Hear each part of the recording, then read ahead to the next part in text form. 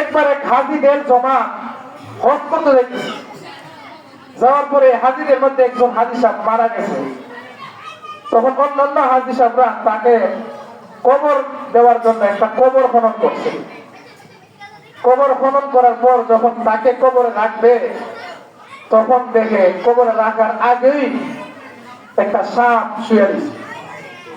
তখন হাজি সাহেবরা বলতেছে, আরে কেন মনে হচ্ছে সাপের বাসা, আরেকটা কবর খুঁজ। আরেকটা কবর খুঁজছে, খোঁজার পরে সেখানে যখন তাকে রাখবে, রাখার আগেই দেখে আরেকটা সাপ সেখানে বসে।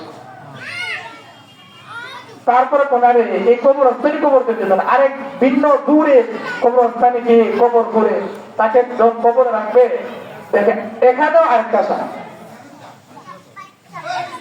তখন তারা কি করছে, আব্দুল্লাহ ইবনে মাসউদ আরেকটা কাফেলার মধ্যে ছিল, এই রইসুল মুফাসসিরিন হুজুরের কাছে গেছে, যায় হালত বলতেছে,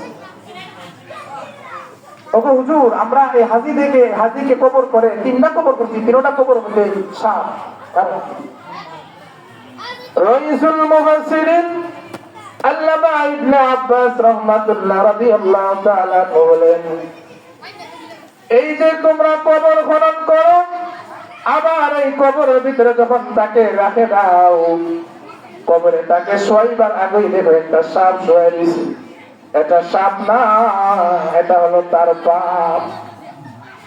দুনিয়াতে যে কোনো জায়গায় কবর খনন করো না কেন, যেই জায়গাতেই কবর খনন করো না কেন, এই সাপটা তাকে শোয়াইবার আগে সাপ শুয়ে যাবে।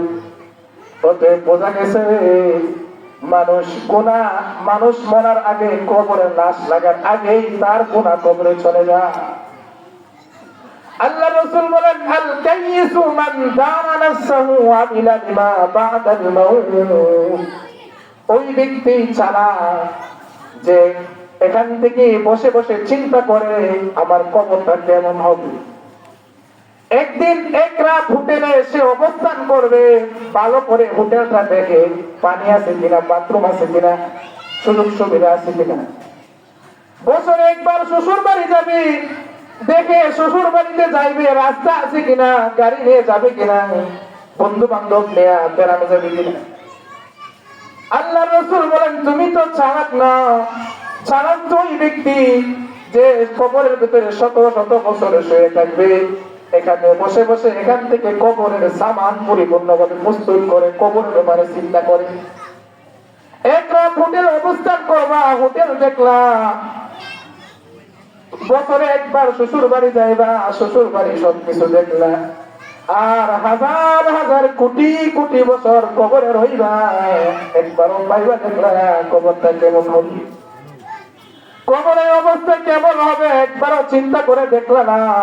আল্লাহ নবী বলেন, তুমি চালাক না, তুমি হলো সবচেয়ে বড় বেকুব। তাহলে কবরের আযাব যে সত্য, দেখবেন দুনিয়াতে অনেক সময় আযাব কবর করলে